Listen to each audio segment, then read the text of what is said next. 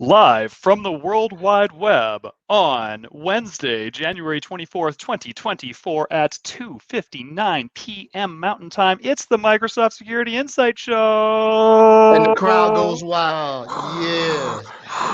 Wow. Listen to that crowd. Crazy. Oh, wow. Wow, the hype. Good. Brody's just so excited because he's on a ski trip. Yeah, I'm totally there right now. Absolutely. Actually, I'm going next week. This is a picture from my heli skiing trip. There you go. That is the Vista. That is the Powder, and those are my compadres on the bottom there. If you can see, viewers, check it out. You know, not a big deal. Heli skiing. I got 51,000 vertical feet to go before I hit 1 million. Not a big deal. We're gonna get it. We're gonna get it. It's gonna be huge. Wow. I've heard people count the frequent flyer miles, but not elevation miles. That's new. But you know what? I would do something that was in my vein when I was doing it more actively.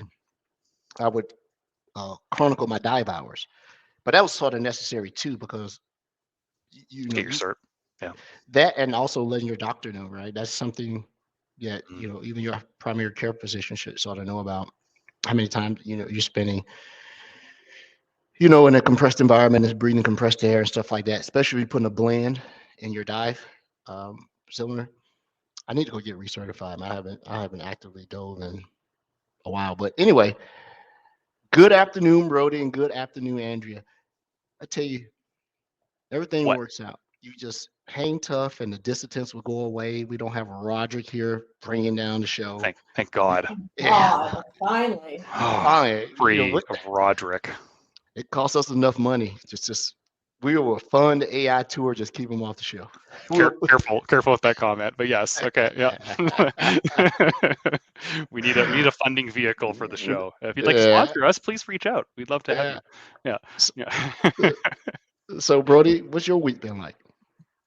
Week is going pretty awesome. I work with 2 customers right now. So they're both keeping me very busy.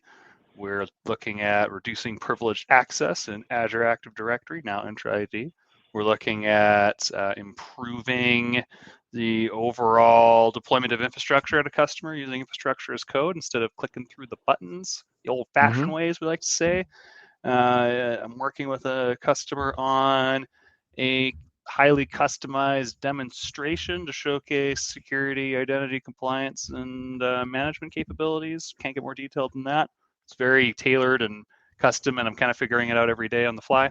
So, yeah, that's good. And then we had our Latin America monthly community calls internally at Microsoft today, and they went very well. We've got a bunch of volunteers who are going to be speaking over the course of what we call H2 2024, so up until the end of June, and then past June into what we call FY 25 H1. So super interesting, and we also got some worldwide security stuff coming down the pipe internally at Microsoft as well. I got Eric Snyder. He's going to be coming back on. He's going to talk about some cool stuff, and yeah, things are good. Things are good overall. What about you, Andrea?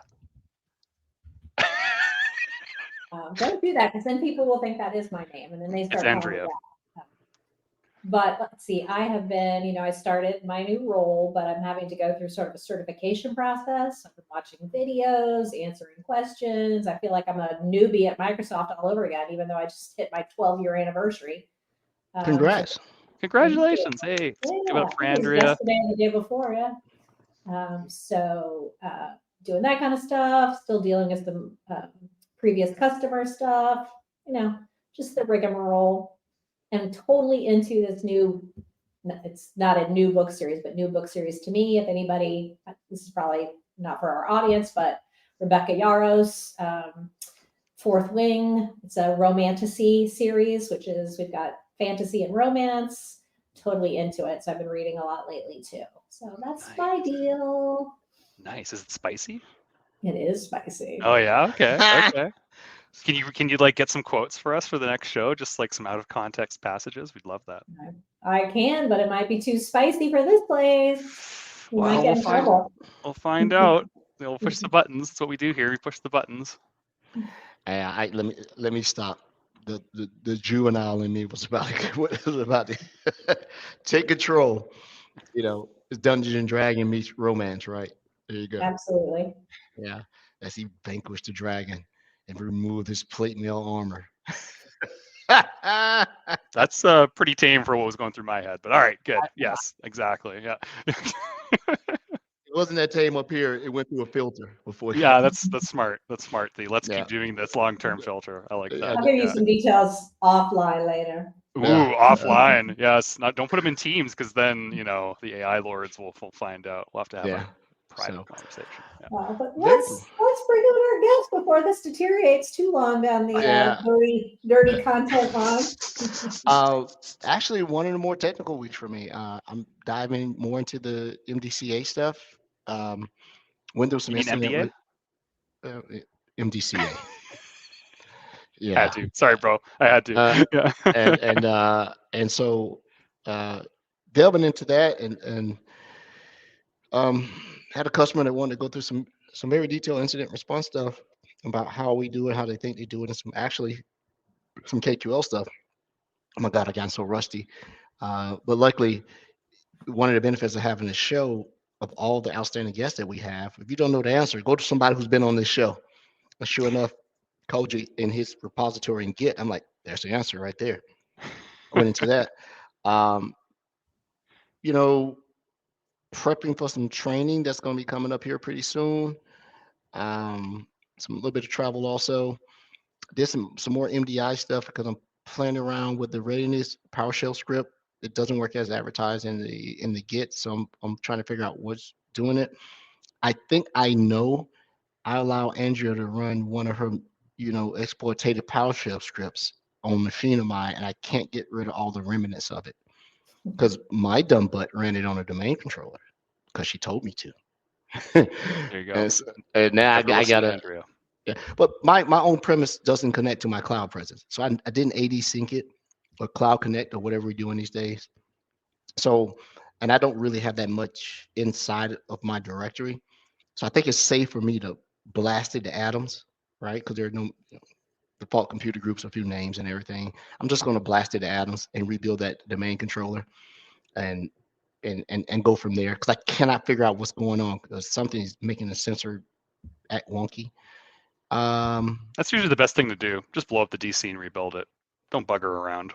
Yeah, but nobody needs to log in, No, build it through code.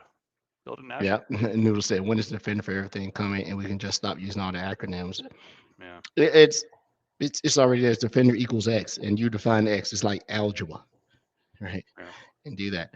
But hey, let's get our guest on. This gentleman has, watched us on the show, listened to it. I watch him and follow him on LinkedIn.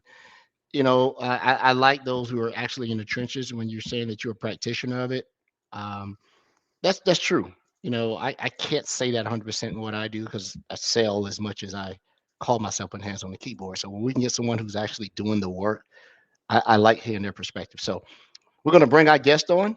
He's going to introduce himself and talk about what he does and what is the life of a 365 Defender incident responder look like on a day-to-day basis. So let me bring him in, get him off mute, and allow him to introduce yourself. How are you doing, sir?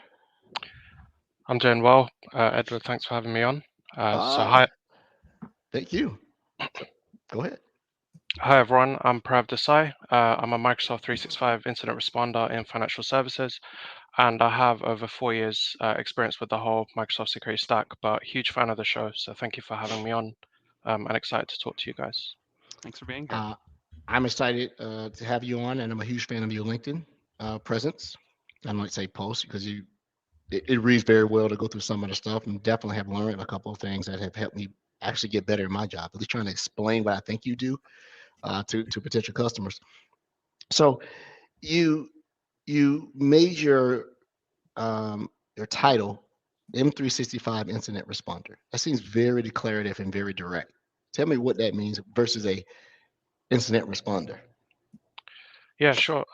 So I would say mainly dealing with kind of Microsoft related incidents. So if for example, in general incident responder, you may be doing like on-prem stuff, right? So looking at like disk images forensically, dealing with like local pivot paths, lateral movement, that kind of stuff, right? But when you say M365, you're more looking at SharePoint, Exchange, OneDrive, more kind of the cloud side of Microsoft rather than the on-prem side.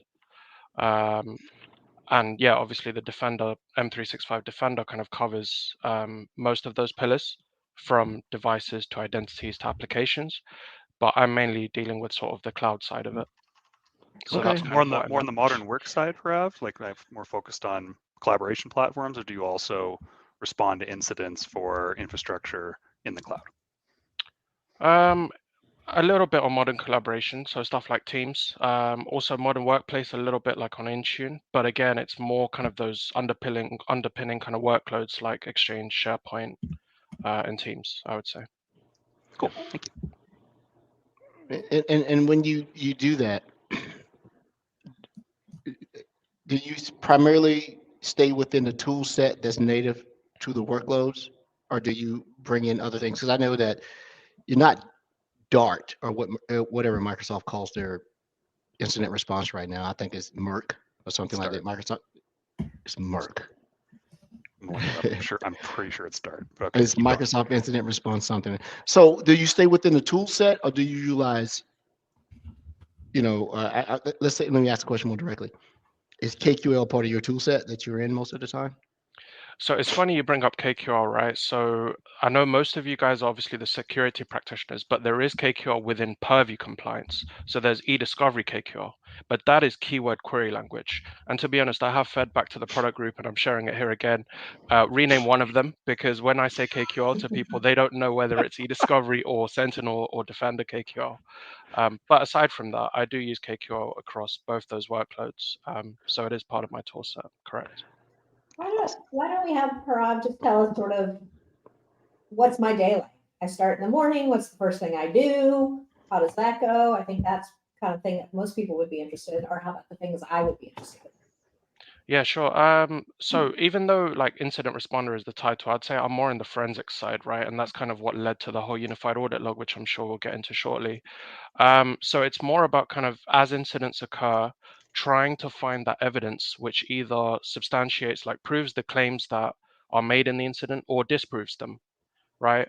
So for example, someone suspected of sending an email, let's say, or someone downloading a file from SharePoint, you want to get all that evidence so that you can kind of take the necessary actions.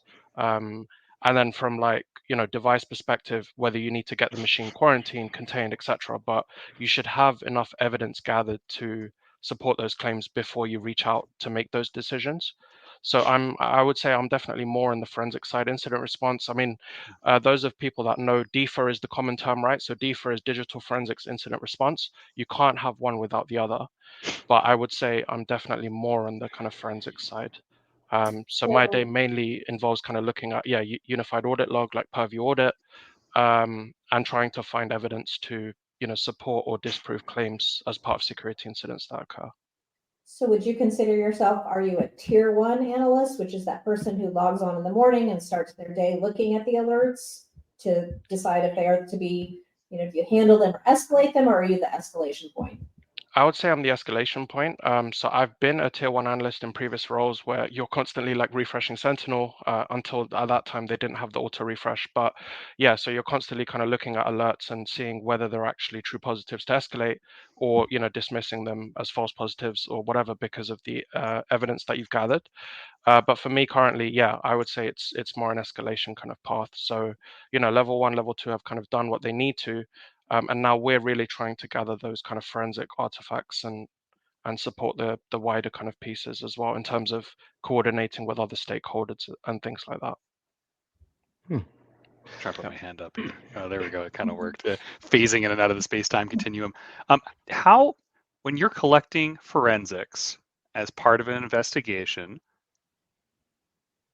at times I have heard in the past that customers can sabotage their own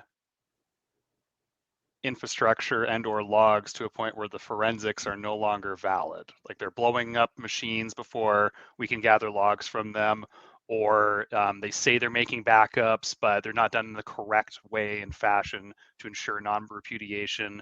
how do you balance those conversations with customers when you want to get in and actually collect what's going on in a way that can be proven in the court of law, for example? Yeah, it's a good question. I think that's where streaming the logs comes in handy so much, right? So anything that occurs in M365 is streamed, I won't say real time, but within like 20 to 30 minutes, depending on the workload. And then I think 24 hours for Azure AD workloads. So at least you've got that data constantly streaming to, Purview Audit or third-party SIEMs or even Sentinel, depending on what you have. But in terms of like the on-prem logs, yeah, it can be a bit of a challenge because you're forwarding the logs to typically some sort of forwarder that will then forward it to a SIM through syslog or SAF, right? So if someone can sort of intercept that, or for example, most users would probably panic if they did something wrong and restart the machine. Well, then you've lost all the memory that's so volatile, right? You can't collect that memory to then analyze it. And again, disk imaging as well. Like you may not maintain the snapshots of the previous copies if machines are restarted and rebooted. So there's certain things like carving, for example. I'm not as much on the on-prem side, but I kind of dabble here and there. So carving is kind of when you're doing your best effort with what's left on the disk to try and reconstruct the original file. But yeah, it's certainly a challenge. And I think the biggest benefit with cloud is that everything's in, well, respectfully, kind of real-time streaming with some latency, right? But at least you can be rest assured that your activity that you do will eventually hit some sort of audit log, as long as the cloud doesn't go down. But I'm sure we'd all panic if that happens. So yeah, and thank you for answering my intended follow-up question, which was, what's the benefit of collecting this type of information, this type of forensics in the cloud? You nailed it. So we've got a constant stream of logging. That's great. Sorry, Edward, go ahead, bud. No, I love when he was throwing in some of those terms that sort of identify him as a person that comes into forensics, because I'm working on the course right now. So when you said the word carving, I'm like, duh, that's chapter 2. we're doing this stuff, right? So how did you get to this point? What was the career path to get to this, which is a lead up to another question, that you became an incident responder? Did you start your career off doing it on-prem, and with the prevalence of cloud, you just sort of transition your skills? So it's a good question. So I started first in desktop support, and then I moved to cyber, right? So when I first all right, you just. I'm sorry, I was just loving that. Did you make the same journey? Yeah, same thing. Yeah, same thing. It was like awesome. help desk and then sysadmin, and then all of a sudden security is like a big deal, and now you're doing it. Yeah. So, yeah. No, thank you. But yeah, so entered cyber, and the first role, like I mentioned, was a SOC analyst, right? So very much on the front line, very much refreshing Sentinel manually. Back then, you guys didn't have the by-sync correlation, so closing incidents in Sentinel, going to Defender for Cloud, or previously known as Azure Security Center, closing them there. Same with MCAS or MDCA. And to be honest, one thing I wanted to say, Edward, I love the fact you call it MDCA, because when I see MDA, I'm like, what is that? It's MDCA. Right. But anyway, I agree. So that first role was very much kind of dealing with, alerts. Mostly there used to be false positives, so just kind of dismissing them, and the ones that were a bit spicy, I suppose, would just be escalated, because it wouldn't be in my remit to kind of dive further, right? I always had that kind of natural curiosity, but it wasn't in my remit. So after that, I moved to vulnerability management, which I was mainly using sort of Defender for Endpoint there, because previously the vulnerability, MDVM now was part of MDE, right? Or back then was MDATP. Sorry, we're going on a history of like Microsoft tooling. WDATP or long live ATP, yeah. But yeah, so anyway, so I was using like vulnerability management there with Defender for Endpoint, right? So more in the back end. So I'd been dealing with Defender for Endpoint alerts, but what I didn't know is kind of how you configure those, tuning, and also how you would run those KQL queries to report on vulnerabilities, depending on CVSS score, depending on exploitability, things like that. After that, I moved to risk assessment, but again, it was more around Azure risk assessment. So kind of looking at like solution designs for weaknesses before the projects went live, and kind of, educating the business on, hey, you shouldn't have this port open, or, you don't want to have the storage account with anonymous access, things like that, right? And kind of, it was very much, it wasn't a hands-on role, I would say, right? So it was more kind of compliance-y and documentation-y and project reviewing kind of thing. And then I moved to kind of EDR deployment. So I was basically deploying Defender for Endpoint. And you may notice Defender for Endpoint has been a consistent throughout the roles, right? It's my favorite product across the stack, and I'm fortunate enough to have kind of seen its growth and do different things in it throughout the roles. But when I was doing EDR deployment, that taught me a lot about onboarding, right? So how do you use group policy to onboard? How do you use Intune to onboard, right?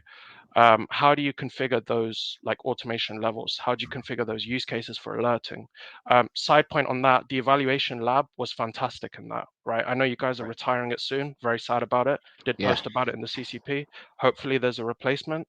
I hope so I too. would love to see a Defender XDR eval lab without getting off topic, but we'll see. But yeah, MD eval lab came in clutch there because, the client there was using a third-party SIM, right? So they wanted to know how would the alert actually be looking like in the JSON of the SIM kind of logs.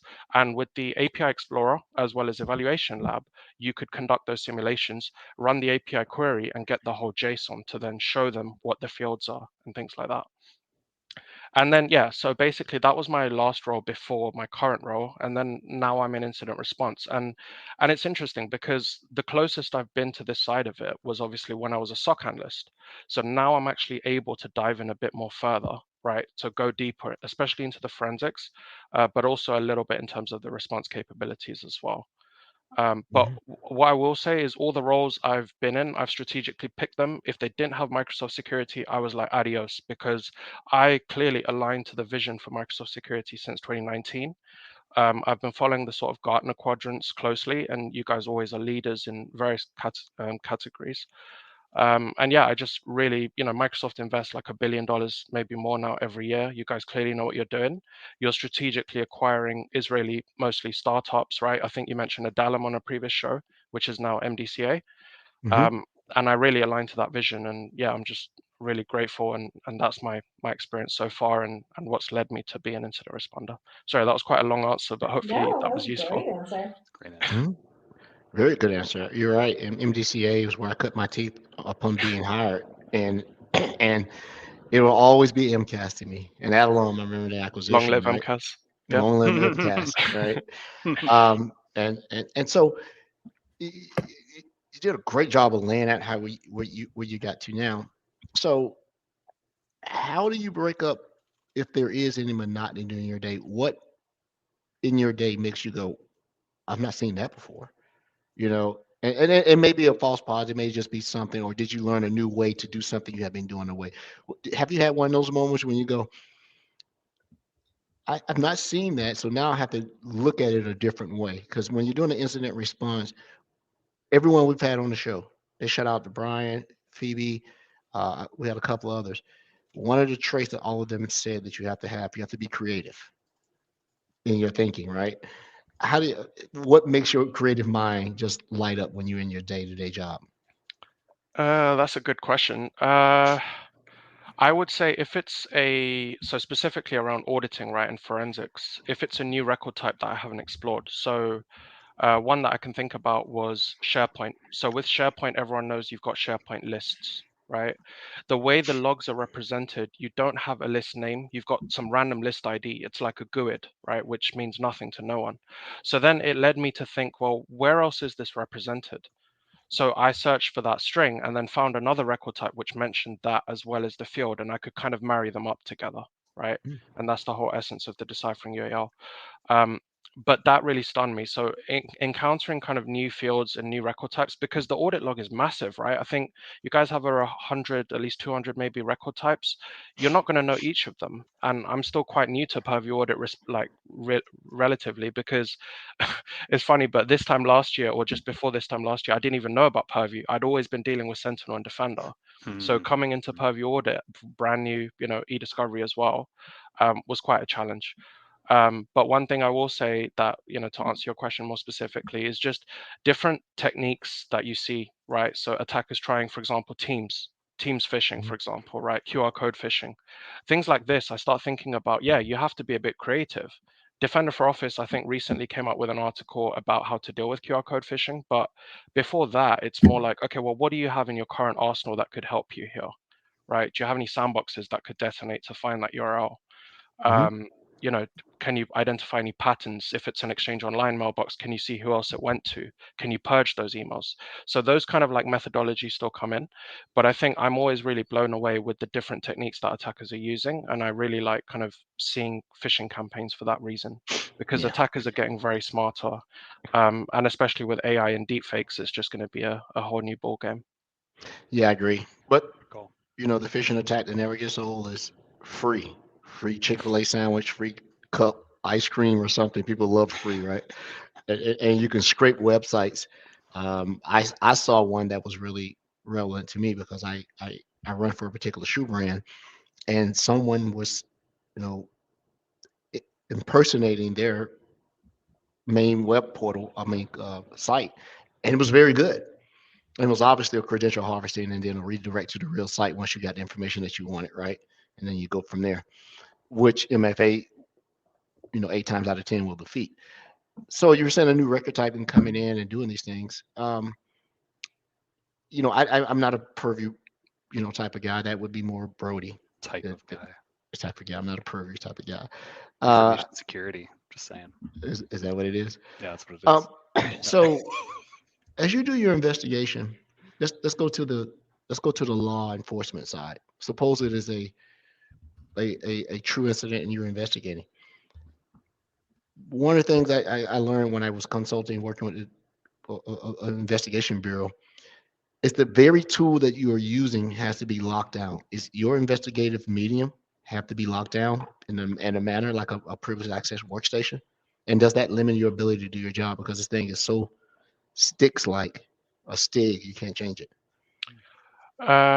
Yeah, so I can't get too much in specifics, but yeah, we do have a specific access mechanism to even, access portals, things like, for example, conditional access, right? Like if any other company was to get, password spray or compromised credentials, the first thing the attacker is going to try is log into their tenant.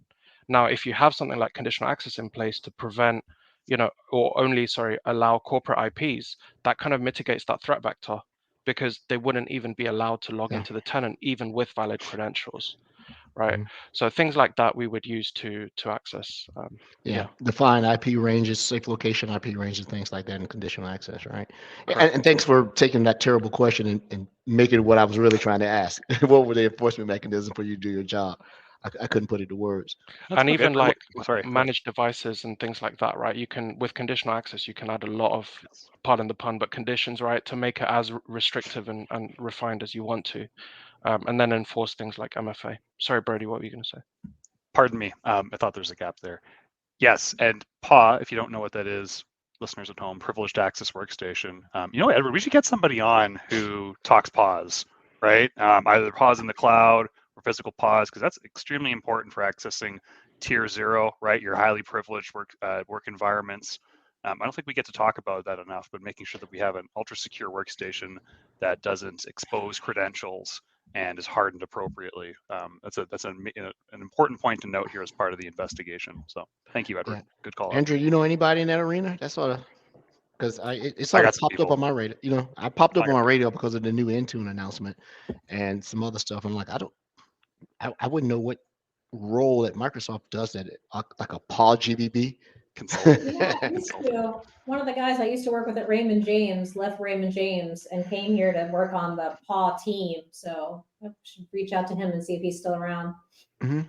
Yeah, that would be very interesting because it seems to be something that it's been around a while, but nobody did it, and now it's sort of resurfacing. It's coming I back to still get hate amazing. doing it, to be honest, because it's the right thing to do, but it's so much extra work.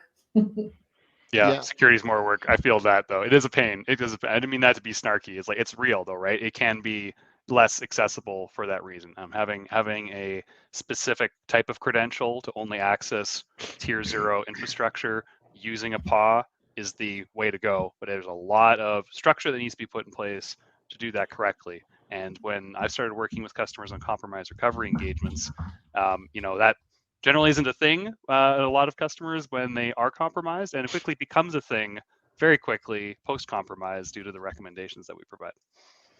Yeah, I mean, if you are an administrator or a manager of, an of an operational infrastructure, it could be a pain. I think how many people push back when you make them log in with an A account, right? A -A account. You don't get to log in and do your job in the same account that you do you check your email with, right? And solutions are there, that you can separate it logically in technology, but sometimes certain customers go different login, period. This is what you log in, and then you put some type of privilege identity management for even escalation of that account to be able to do the things that you do. But when you go to that, you find that when people work in certain industries like FSI, pharmaceuticals, agency, the PAW thing is a big thing because it's what you know, it's who you are, what you know, what you have, and what you can prove. So when you get a lot of those places, you got designated UB keys or security cards that's still going to some of these laptops, right? And you can't say it wasn't you, that's your card, unless you like Tom Cruise. Once you're in the thing, you just pull your whole head off and it's not you, right? In the movie, they do that. Yeah, that could happen. Hey, Purav, we got no, good points, Edward. Good points. Purav, we got a question in the chat. Maybe you can help us with that, some guidance for Adrian. So Adrian says on LinkedIn, what do you do when your workforce is across the globe and you can't use conditional access? Or maybe we can rephrase that. How do I effectively use conditional access for a global organization? That's an interesting one. The only thing I can think about is maybe having multiple conditional accesses per region, right? So when it's across the globe, maybe you've got like, Asia Pacific, EMEA, like America, you could have specific conditional access policies for those regions for kind of specific groups of users that are in those regions. So that way they can get in, but no one else could get in. That's the only thing that comes to mind at the moment. I'd like to take a shot. Expand on that?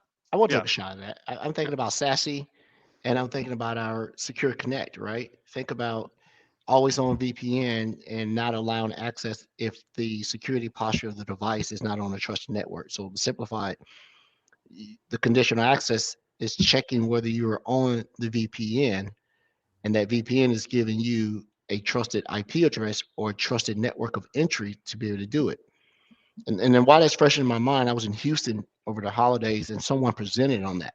How do you deal with multi-global, workforce and put them on? So you go back to the old days where everybody was on the VPN, you didn't allow split tunnel, you didn't do split brain, and everybody stayed on that. And so now that we're doing secure access to the device without having a traditional VPN of sorts, I would think you could tie the conditional access to that to say, it always starts at the device. Now, can you break that?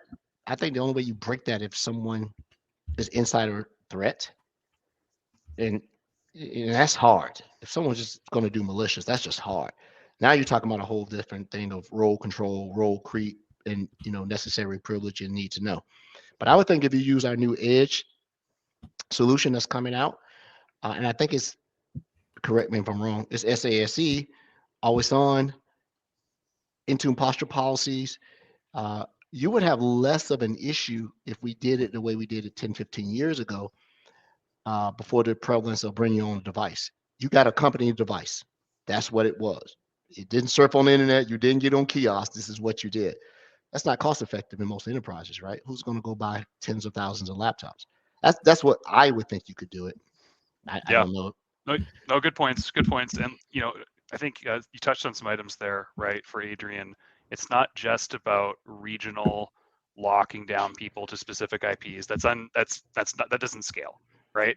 So you got to look at risk across the board: identity risk, device risk, looking at end user analytics and behavioral anomalies, pattern matching. Edward's logging in all the time from his house in, I know where you live, I won't say it, in the United States, right? All of a sudden he's in North Korea at 3 a.m., but he's still authenticating. Should we let him in? I mean, he's got the password and he's got MFA. Should we let him in? He's on his corporate laptop. Should we let him in? It's kind of a weird location, right?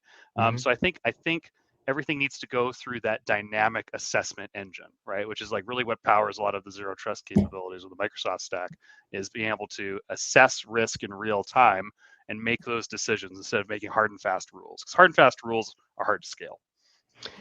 Yeah, and I think when you get more manual, it's not as efficient, but it's effective. One of the things I learned in the military, we had something called two-person control. You never did any sensitive work without having someone who had equal knowledge and accessibility with you to watch you, right? I would think of a technology thing is it's sort of the way PIM works when you do access reviews, right? Someone has to vouch for you to be able to do this. Now, is that convenient? Security never is.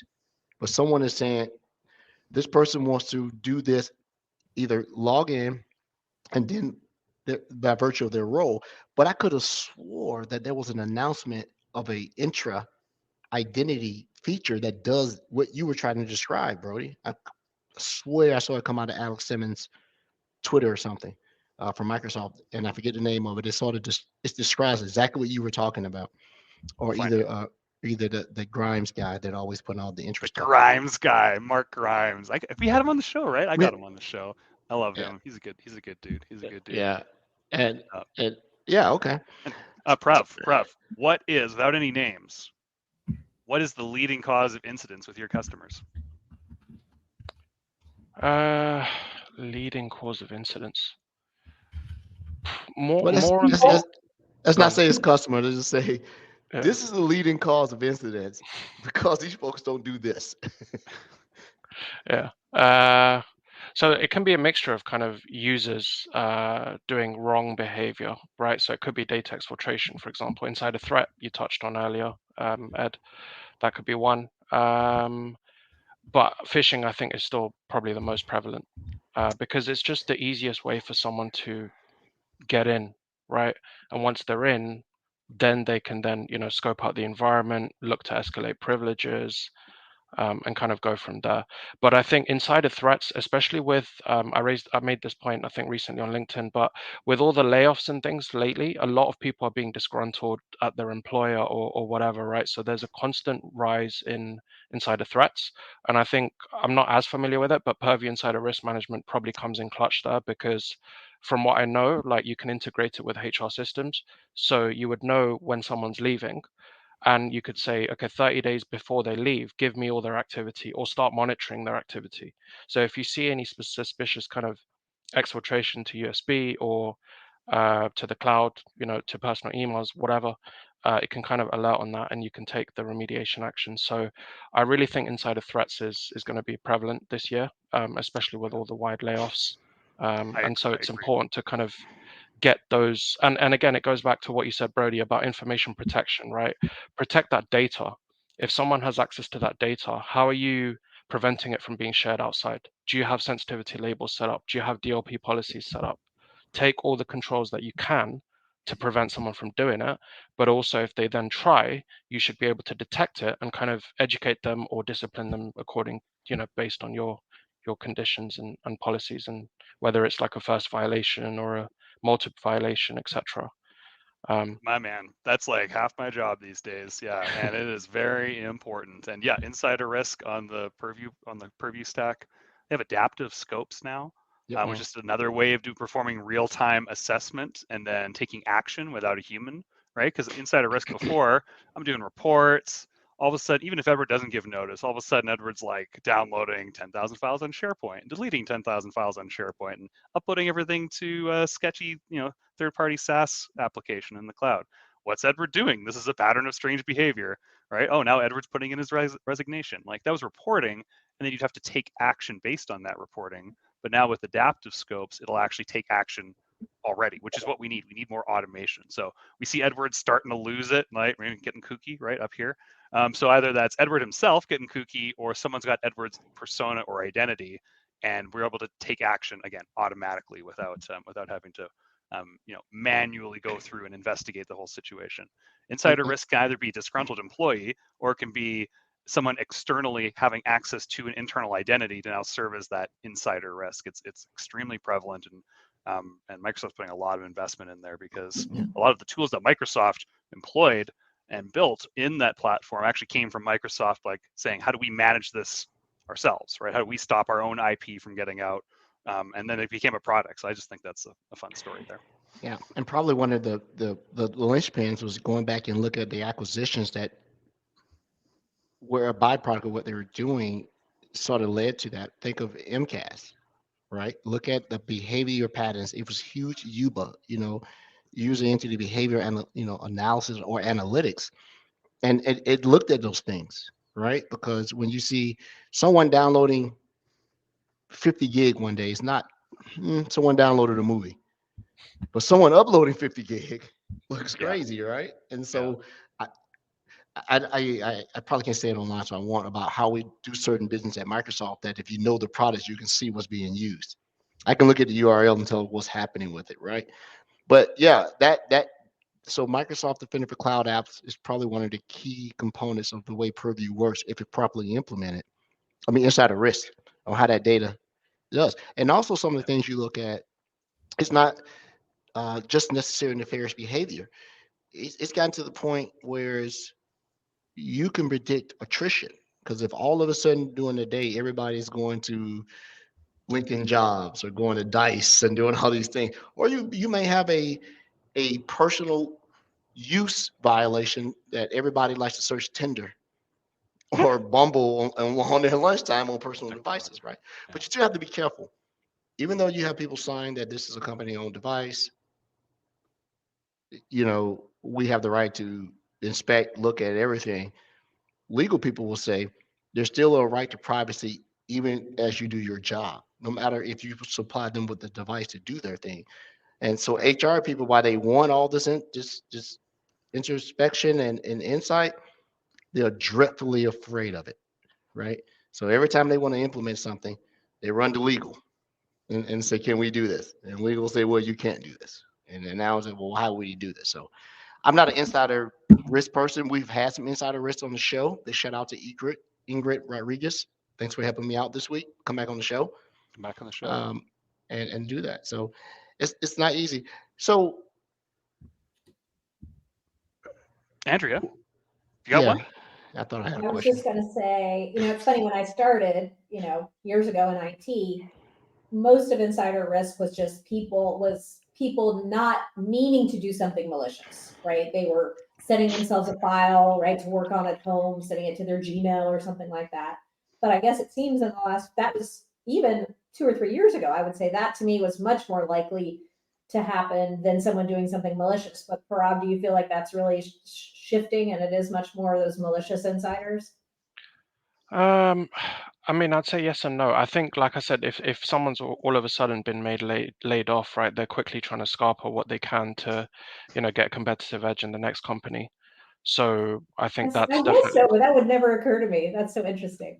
Yeah. So that would definitely fuel that, right? But I think also, like what Brody alluded to, if someone was to compromise an actual a user, with a phishing, for example, and then act as that person, understand their behavior, almost like playing that they were that person, but they're not, that also could happen. But I think, I definitely think the first one more likely, especially this year, with all the big tech layoffs and things like that, definitely insider threats is much more going to be prevalent.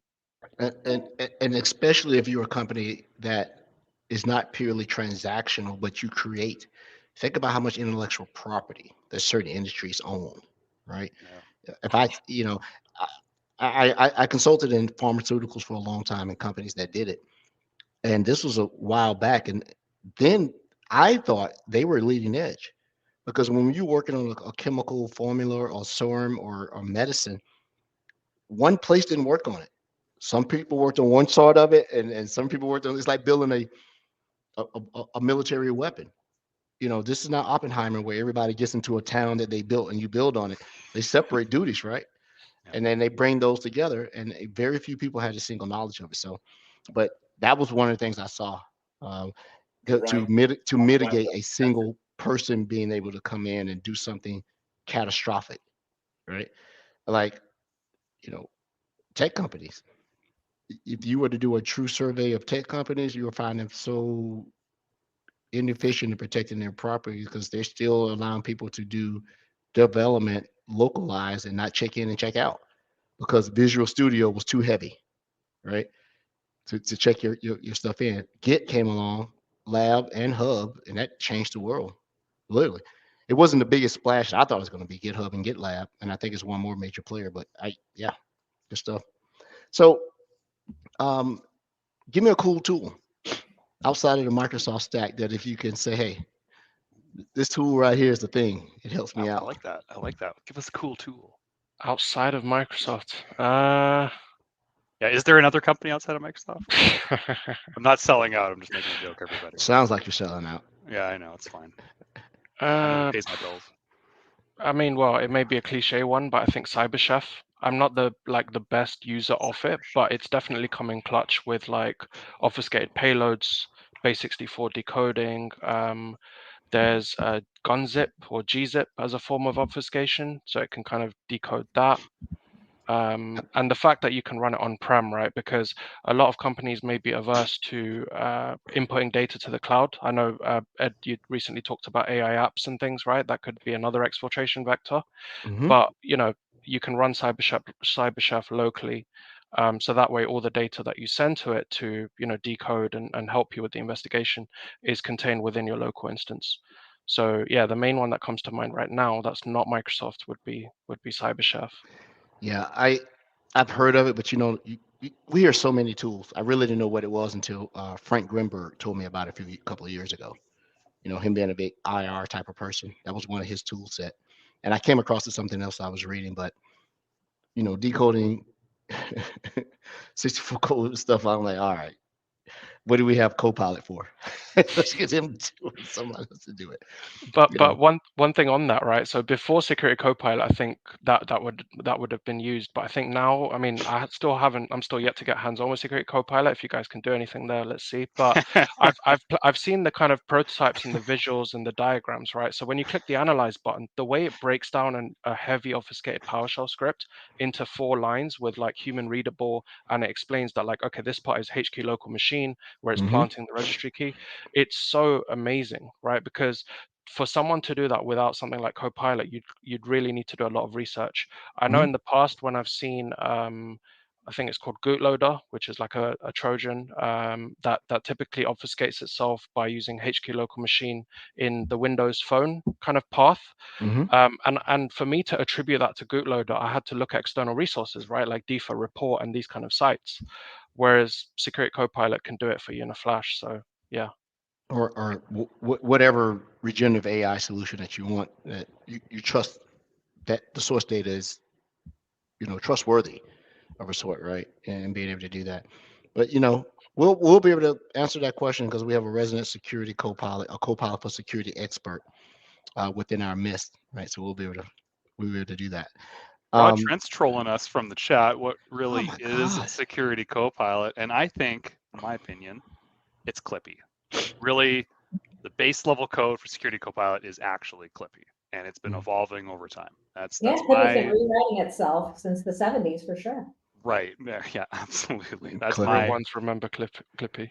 Yeah, bring back Clippy. Yeah, absolutely. Yeah, one day. Satya is like, I think he's ignoring my emails. Hopefully we get that back. And James Smith and YouTube, it's Skynet, Rod. James, let's don't scare people, James. Skynet. Talk about the Skynet one. We don't want to talk about that. Skynet is owned by Elon Musk, but I digress. Right? We won't start that. Hey, I'm cool with the dude. He's living his life. Big shout out, Elon. Come on the show, brother. You know my number. Call me. Come on the show. Can you imagine? You know my number. Call me. Wow, that would be. I'd have to prep for that show. Probably get some lawyers on for that show. You need to get drunk and plastered, and then you get him on the show, right?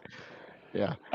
Prep, what else, man? Cool tools. You talked about your day. You talked about day in the life. You talked about common reasons customers get popped. I mean, you got a cool story you can tell without giving any specifics away? I suppose just exploring kind of Purview audit and e-discovery has been a really cool journey, right? Because, I mean, so I've looked at the documentation and you guys do kind of describe the record types and operations. And for those watching, operations are just like activities, right? So downloading a file, uploading a file, those are activities. But in Microsoft's unified audit log, they're called operations. But what you guys don't do is to show what fields are within that operation. So if a file downloaded occurs, what fields can you have from that support the download? Do you get the IP? You do. Do you get the user agent? You do. But no one would know that unless they generate those events, right? So that's one. And then also some of the fields have these, again, I mentioned it earlier, but these random GUIDs, which means nothing to no one, frankly, right? And my point was like thinking initially that surely Microsoft on the back end would be able to resolve these GUIDs to, more meaningful names. But sometimes you have to use things like Exchange PowerShell or Entra ID search or Security and Compliance PowerShell. And that's kind of what led me to, shameless self-plug, I suppose, but the GitHub series that, is the title of this talk, the Deciphering UAL, because the unified audit log is, very paramount for incident responders and forensics investigators for Microsoft 365, but it's a hard battle to figure out what it all means. And so I definitely saw that kind of gap in the community content and was like, okay, well, as I learn this, I'm going to share this with people. And I've got 8 parts now. I've been meaning to get part 9 up for quite some time, but it's dragging. But, I've broken down different record types. So, adding someone to a role group, you get the role group ID, you get the role group member, and using Exchange PowerShell, you can decode that. With Teams, you guys recently introduced Zap for Teams. So when you set a Teams protection policy, you can see whether you've got the quarantine notifications and whether Zap's been enabled or not enabled, because an insider threat could turn it off, right? But the most interesting one that I came across, which is actually part 8 of the series, is the table. So the table, for anyone not aware, is the tenant allow block list, right? And typically that's used to prevent emails from coming in from, like, let's say, malicious sources. But again, me with my kind of insider threat perspective thinking, I was like, well, what if an insider threat added URLs that the company did business with to prevent emails from that company to arrive? So for example, Microsoft, right? You guys work with, let's say, Coca-Cola. So someone adds Coca-Cola's domain to the table. Now you're not going to get any emails where Coca-Cola domain is there, right? And then that person is now sabotaging the relationship between, let's say, Microsoft and Coca-Cola. So I've really, enjoyed exploring the UAL. I'm glad that the series is doing well in terms of its reach and reception, and I'm just really keen to put more into it. And I'm also kind of speaking to the product group directly to feed things back.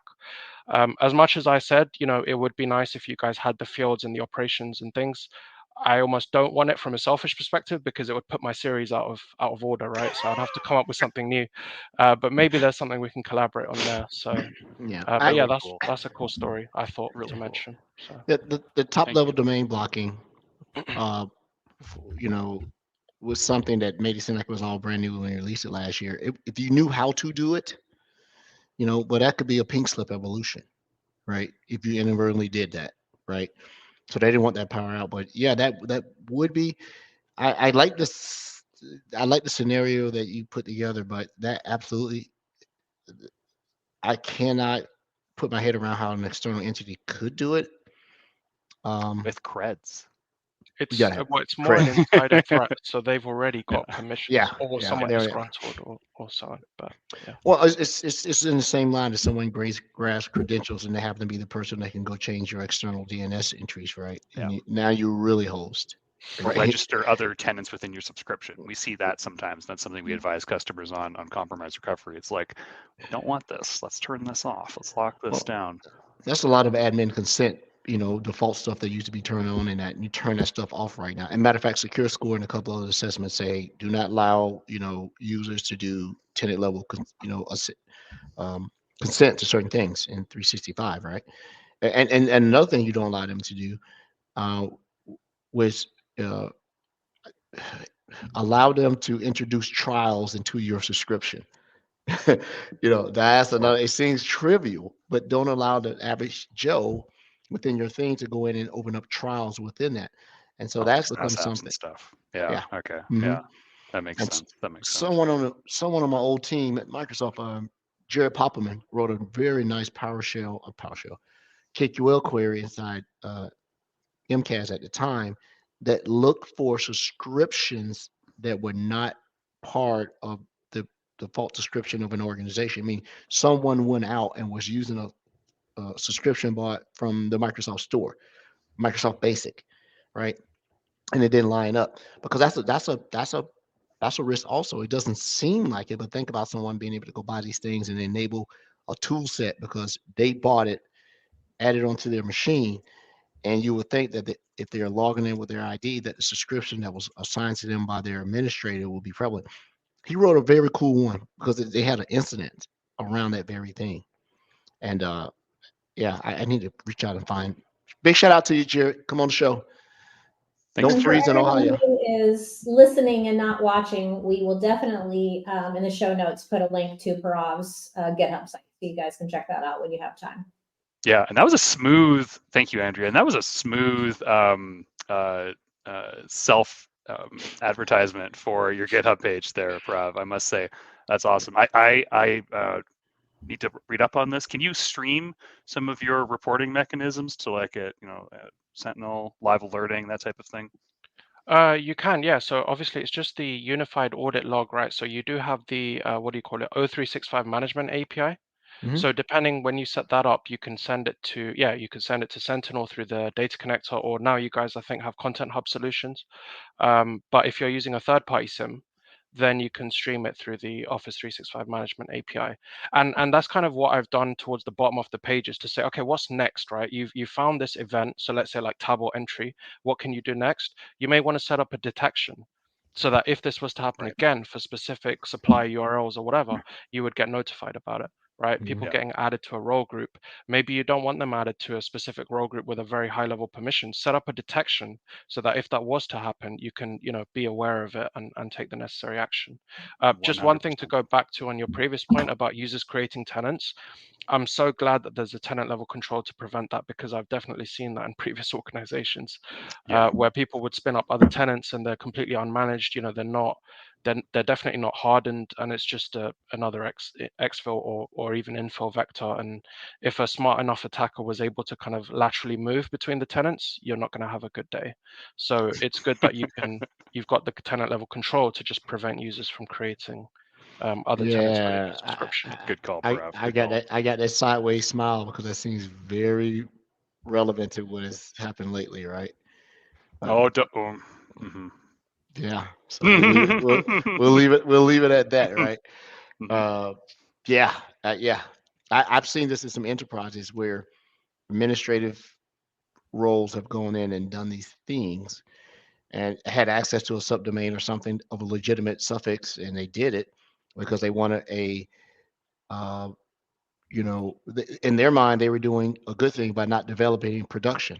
So they create a subtenant next in it Oh, adjacent yeah. to it to develop, and then with no B2B or B2C or any external identity true controls, they were able to do it. So you're right. A resourceful enough adversary can see the relationship and just wait, right? I've I've compromised a weak tenant because obviously it's a place where they test and they do that. There's no value in taking them down.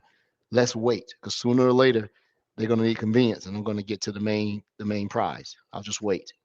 And so, um, when they create an account inside their test tenant and give it a external identity to the other one without proper control, but you get the picture. You just Yeah. wait and you'll get it.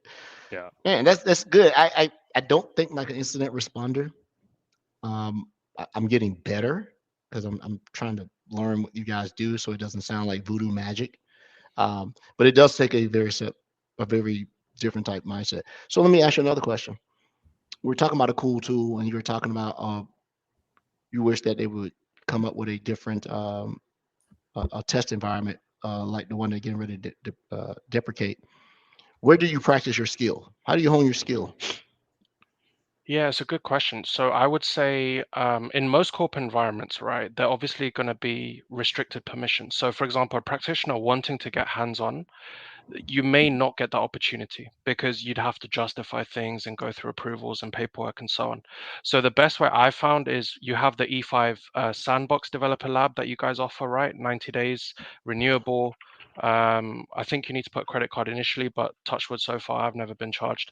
And that gives you an E5, full kind of E5 security and compliance license. I say partially full because sadly, you don't have Defender for Endpoint. Like you have a Defender for Endpoint trial, but it does expire and then you don't get it again. So anyone watching that deals with that, if you can add Defender for Endpoint, that'd be perfect. Yeah. But without that, you've got the whole essence of Purview. So for example, when I was dealing with Purview e-discovery or even audit, I would like send an email from one user to another user because sorry, I should have prefaced this, but that tenant comes with 25 sample users. Like anyone watching that sees those Microsoft screenshots with like Megan Bowen and these people, right? They're all fictional Microsoft users that they use Contoso, etc. All of those are in that demo tenant. So what you can do is you can log in as that user. So let's say I log in as Megan Bowen and I send an email to, I don't know, Diego, I don't know his last name, right? But Diego S, I think.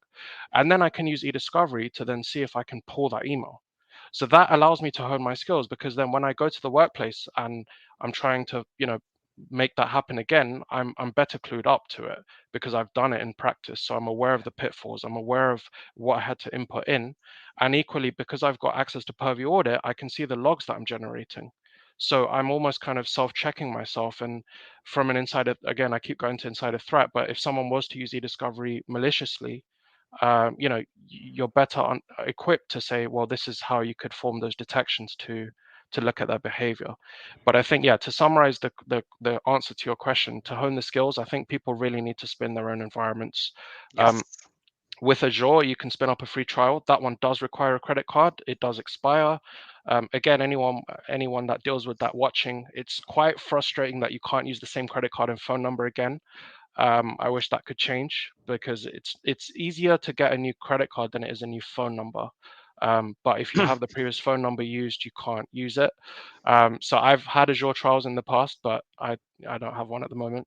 But I think that's another good way, right? Because again, your full permissions in those demo tenants. If you're setting up an E5, you're global admin. If you're setting up Azure, you're global admin and Entra. But in your Azure subscriptions, you could be owner, or even at the management group, even at the root management group, and you can really play with Azure policies. You can spin up resources, storage accounts, virtual machines, Yep. all of that. So I think you can get much better hands-on through your own tenants. Nice. Well, Great. I meant to ask that question earlier. Thanks for giving me that, because I'm a big person of spinning stuff up. Well, thank you for coming on to the show. One are more informative on how you do your day-to-day. So continue to do the good things on LinkedIn, right? And brag on you, keep putting you out there. You're welcome to come on. We're recruiting you to become on a host, so Brody and I can take more vacation and do that. So thanks to everybody on the show. Thanks for listening. Stay tuned. We're almost out of January, or dry January, they say. Damp for me. And we're looking forward to the next show. Thanks, everybody. Thanks, Purav. Thanks, Bye, everyone. everybody. Take care. Hey, do your thing. Have fun. Thanks for watching.